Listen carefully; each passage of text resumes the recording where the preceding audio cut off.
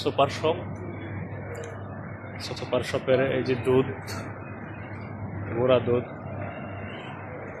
কিভাবে সাজানো রাখা। আসলে ছুটির দিনে আসছি তো একটু ঘোরাঘুরি করতেছি। জিনিসের অভাব নাই।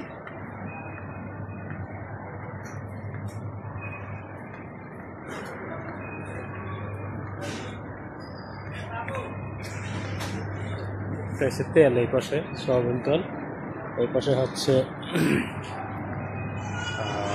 Cosmetic item. তো আজকে আসছিলাম এখানে মাহিরা মনিয়ার জন্য কসমেটিক কেনার জন্য।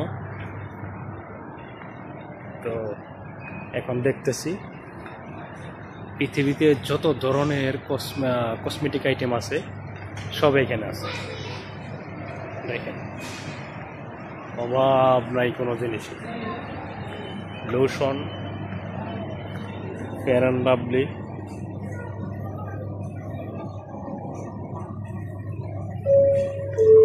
সেন্ট,